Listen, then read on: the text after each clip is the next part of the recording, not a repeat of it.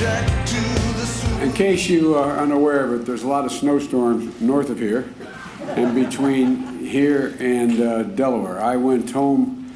I was away. I was in New Hampshire, and I went down because I wanted to be home for our Memorial Day service. We have a service every year, both on Memorial Day and then on Veterans Day at the Delaware Memorial Bridge. And it attracts a lot of people, and I've been going there with my two boys, little guys, 2 and 3 and 4 years old, started taking them. And we're going there for a long, long time. And so we left just in time to realize we had to divert from where we were landing initially and had to fly a little bit south. So I apologize for keeping you waiting. I really do. I'm sorry. You know, Jim was a good friend of my son Bo's. My dad used to have an expression. He'd say, you know your success as a father, and my mother would do the same thing. You turn and look at your child and realize they turned out better than you. I shouldn't say this because the press is going to beat me up on it, but the person who I anticipated running for president this year was Bo Biden, not Joe Biden. He was the Attorney General of the state of Delaware, and Jim is right. He did win the Bronze Star on the square, the Conspicuous Service Medal. He won a number of other medals as well. And he would never, never, never tell anybody.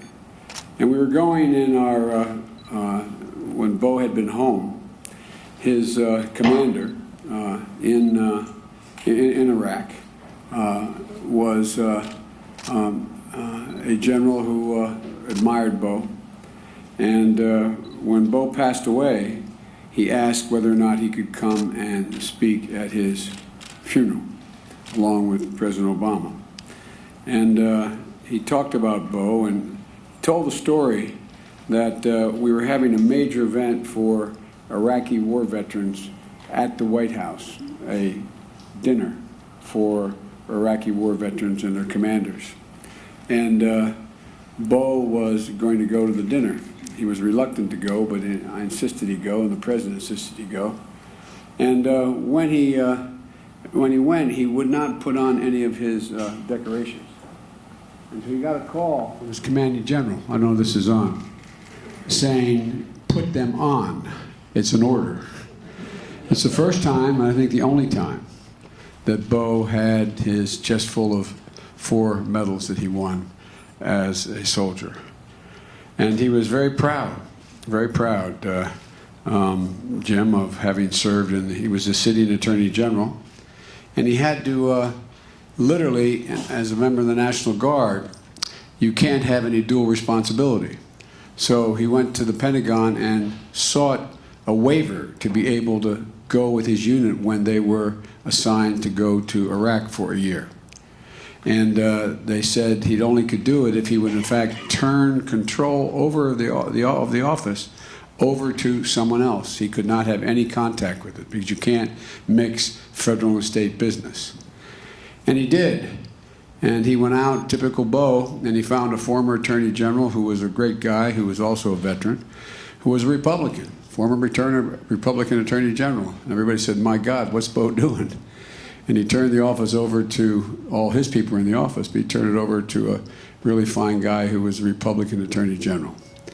I guess the point of my telling you that story is it's kind of what's missing today in American politics and in this country in terms of the way we treat one another, the way we deal with one another, and how we talk about one another. You know, I've often stated that, to be with people on Veterans Day and reflect on the sacrifices that, and the courage of those who served our nation is one of the great honors of serving in public office. And again, I want to start by thanking Jim for his service. I'm so honored to have you with me again, Jim, and I want to thank you for that generous introduction. Jim, and there was this year, Jill and I learned what it really means to be a military family. You know, and how many of you, if not veterans yourself, were members of a military family when someone was deployed? Well, what happens is you all of a sudden learn that you get up. I'd watch my wife every morning get up and stand while she's having her coffee. She always left before me because she taught earlier than I did. And then I went on the train down, and she'd stand there, and she'd have a cup of coffee in her hand. You could see her mouthing a prayer every single morning. And every night, praying that they safely come home. Every family, every single family gathering, you'd look at that empty chair, whether it was Thanksgiving or Christmas or birthday or whatever. And all the people out there who didn't have the kind of help that my son's family had, wondering, where's mommy? Where's daddy? Why are they gone? My wife used to say, she joined an outfit called Boots on the Ground. For a lot of families that were deployed, National Guard families, did not live on bases. So when they were deployed, they were the only one in the neighborhood who the kids went to school, and the husband or wife who stayed home, everybody thought everything was normal. There was nothing, but yet mommy's not around, daddy's not around. And my wife used to say that, everybody should do just one little thing for people. This boots on the ground operation would do things like, when it snowed, show up and shovel the driveway of the family that in fact had a deployed person. The point is, only 1% of our entire population made the choice because it's a volunteer military. Less than 1% risked everything to defend our nation and our values and everything we hold dear. And the other 99% of us, in my view, I think we owe them. We owe them not only our thanks and our gratitudes, we most importantly owe them a future with security and dignity because they've earned it. As a nation, we have many obligations to our children, to the elderly, to the ill, etc. But I've always said for the last 35 years, we only have one truly sacred obligation, and it's sacred. For those who we send into harm's way, to give them all they need to be protected, whether it's an up-armored Humvee or whether or not it's just the support they have where they're sending them.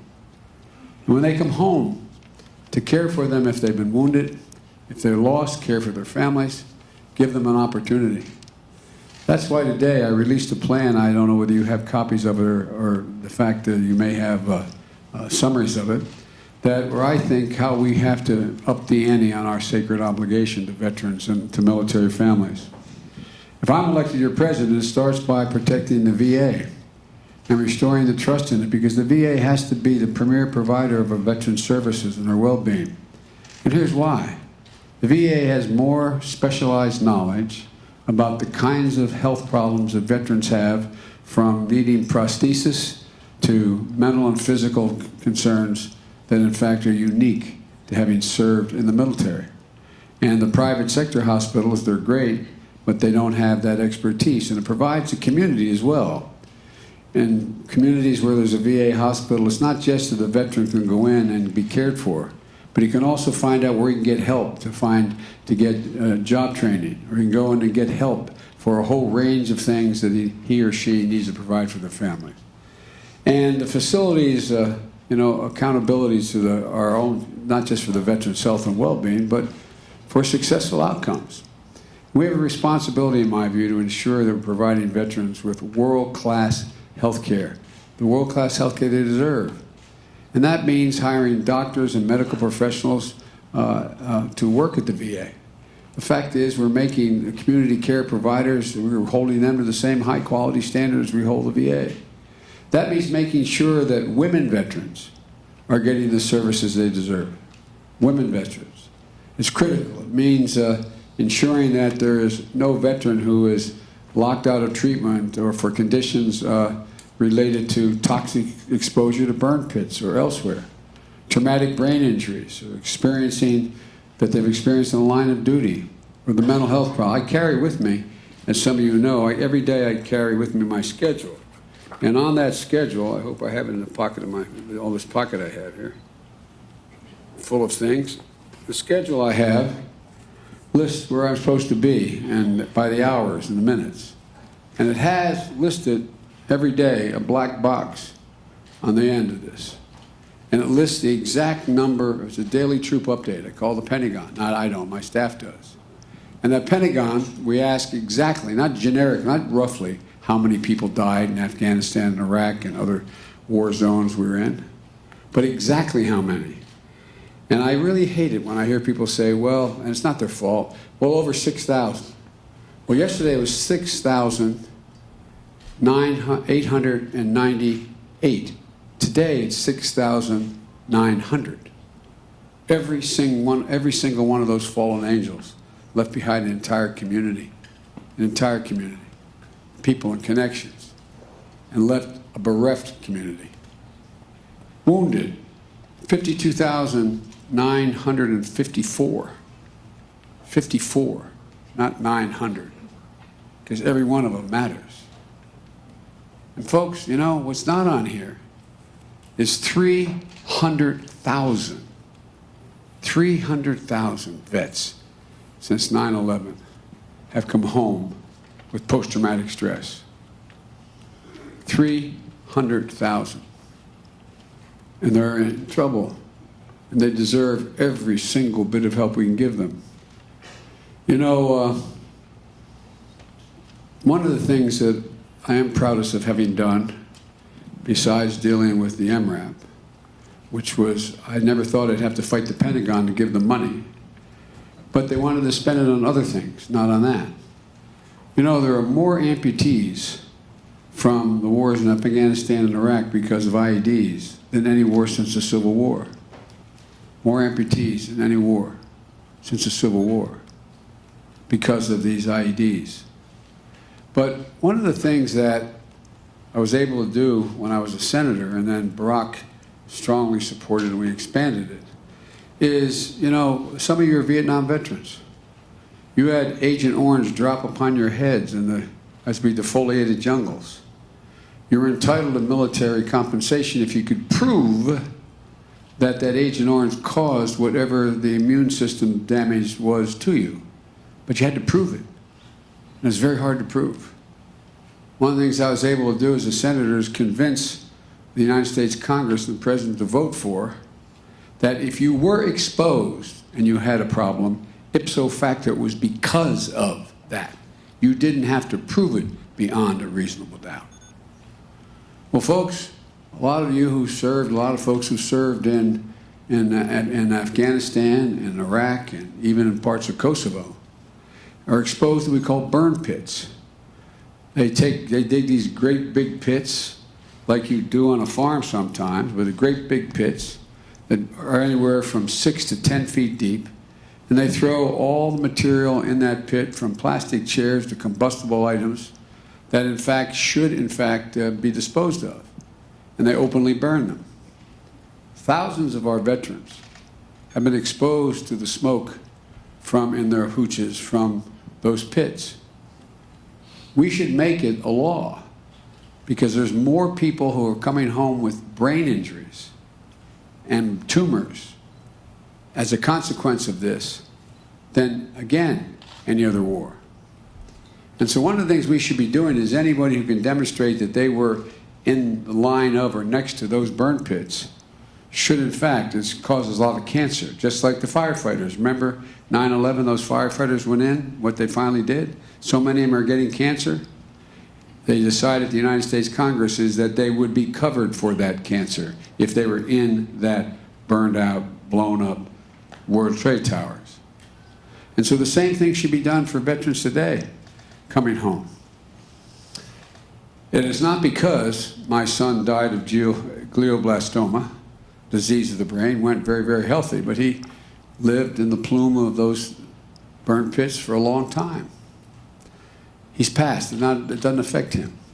But the point is, every single veteran should not have to prove and wait till science demonstrates beyond a doubt that that's the direct cause of that brain injury or that brain disease, that cancer. And so we just have to start to change the way we think a little bit. The second thing I'd like to say is that, you know, we've got to get serious about tackling mental health crisis. Do you realize how many people in the military are committing suicide, retired and retired as well as active duty? About 20-some a day committing suicide. A significant portion of these women and men pick up the phone and call the VA until they have to wait in line. There's nobody to take care of them. Not the VA's fault. Don't have enough doctors, don't have enough psychiatric nurses. They're committing suicide. What in the hell are we doing? What are we doing? More are dying as a consequence of suicide than anything happens in war right now. And so, if I'm your president, we're going to do what we did with homelessness. We're going to declare that we're going to end it, not slow it up. We're going to make sure, whatever it costs, whatever it takes, that not a single veteran or family member calls and says, John's in trouble, he needs help, can you help him, can we help him? And be told you got to be in a waiting list for 3 days or 2 weeks. Folks, you know, there aren't easy answers. We have to do better than we're doing. And we have to help our heroes understand that it's okay to reach out. All these women and men, and I say women and men because there's a lot of women in combat now, okay? I just was out with 2 women that I campaigned for. First Marine combat pilot. She's a Marine combat pilot. And 4 others who were pilots in combat. These are women and men who have done a lot for us. But they're suffering from so many unseen wounds. And we have to get over this notion that mental health, look, you train these warriors to be tough and straight, not complain, and get out there, do whatever needs to be done like you guys were trained. It's really hard then to say, I'm having these terrible nightmares. I'm worried. I feel like somebody's after me. What am I going to do? To say, I need help. I need help. Because we are sort of in this mindset that anybody who asks for help and says, I have a mental problem. It's hard for anybody to admit that because of the way we view it. But it's not a damn bit different than if an arm got blown off. It's not a damn bit different if they had any other disease, no matter what. And so one of the things Barack and I worked on, we've sort of dropped it lately, is to try to make sure we go out and we go around the country and we have folks dealing in these organizations saying, it's okay. It's okay. It's no different. It's no different than if you took a bullet in your chest and you still got a hole there. It's no different. And so that's one of the major things that I think is critical that we do. And you know, and when they reach out, they call the hotline or walk into a VA center or a VA hospital, they don't have to worry about whether or not they're going to be able to be taken care of, even if they're just held for a while, so we get the kind of help they need, instead of telling them they have to wait. If I'm elected your president, I'm going to make sure this administration, my administration, makes it completely a priority to eliminate wait times for veterans who indicate they're competing with and contemplating suicide. You know, and that's how we got to make progress. That's how we're going to make progress. That's how we did it with homelessness in the Obama-Biden administration, reducing veterans' homelessness out in half. Look, we have to set bigger goals. We have to completely elimination of homelessness among veterans was our goal. We have to do the same thing relative to those who are suffering from post-traumatic stress. We're going to take on this suicide crisis. We have to do it. And part of it is making our veterans feel the sense of security and connection, that we all understand, that we support them. We have to provide better opportunities for employment, career trajectories, educators, translate into greater opportunities our vets, our values. Look, you know, these are really highly trained women and men. They come home and they totally have the capacity to do everything. If you can handle about $500 million worth of tanks you have to take care of, you can handle you know, what's happening in a Federal Express parking lot and all their trucks. For real. There's so many things, but we set up so many impediments when you come home. You may be a Navy chief and you may be working on the electrical system within that destroyer you're on or that aircraft carrier, and you come home and you got to take another test to make sure you qualify to be an electrician in your state. They should be eliminated. If you have the credential in the military, that credential should make it clear for you that you're able to work, that you should have that, if you have that credential. If you don't, you shouldn't. In the same way with military families. Look at the women and men sometimes who follow their families, their veteran, their active military duty person around the country. They may be an educator. They may be teaching here in Ottumwa and they get transferred to wherever. They got to get recertified all over again. Well, they shouldn't have to. They shouldn't have to get recertified. And so there's a lot we can do just to make life easier for people. Because again, it's the 1%. It's the 1%. You know, and it's just part of our obligation, it seems to me, that we reach out and not make some theoretical commitment, but make a commitment that is real. And it especially matters how families are treated. You know, there's that poem by poet Milton who says, "They also serve who only stand and wait." The sacrifices that families have made to watch their loved one, their husband or wife or son or daughter be deployed is real. Attending to their specific needs and unique challenges should never be an afterthought in terms of our national security. So folks, there's a lot of more to say on Veterans Day, and there's a lot of things that aren't happening because I think this president has not, he's not treated veterans in the way that he understands the pride they have.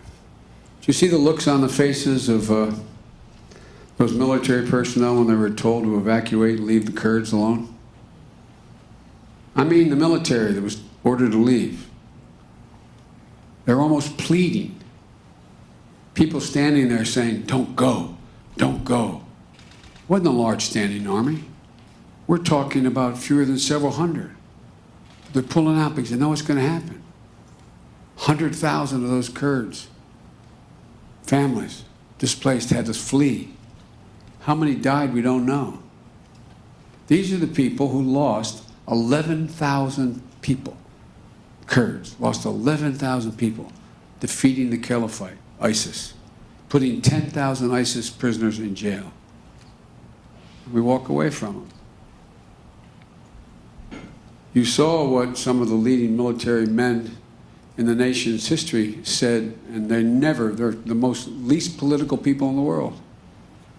Well, what did retired commanders-in-chief, head of the Navy SEALs and others come out and write about? How they were ashamed. Ashamed of what's happened. Ashamed of what we're doing.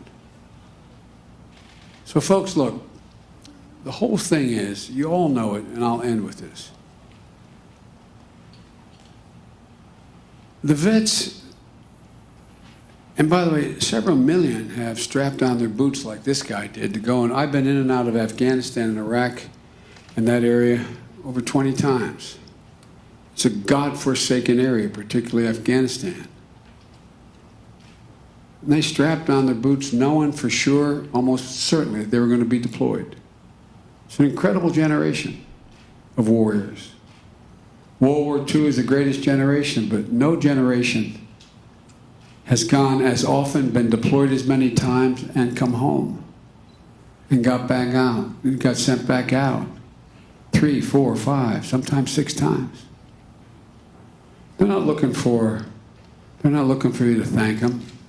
They're looking for some respect. And the respect can be measured based on how we provide opportunity, how we deal with the injuries they in fact encountered when they served, and just say, you know, hey, thank you. You know what it means when someone comes up and says to you, "You wearing that? Thank you for your service, man." Because when you came home, people that was likely to spit on you in the airport just put their arms around you. But you know, when people appreciate what you did, it matters. So my only message to you is, and I realize this is a little somber, but it's not meant to be, because we can do so much. We have to just be thankful. Let them know it matters. Because every single thing we do to demonstrate we respect what they've done matters. And so with that, why don't I, as my mother would say, we should hear, hush up and take some questions, or however you want to work it, Jim. Absolutely.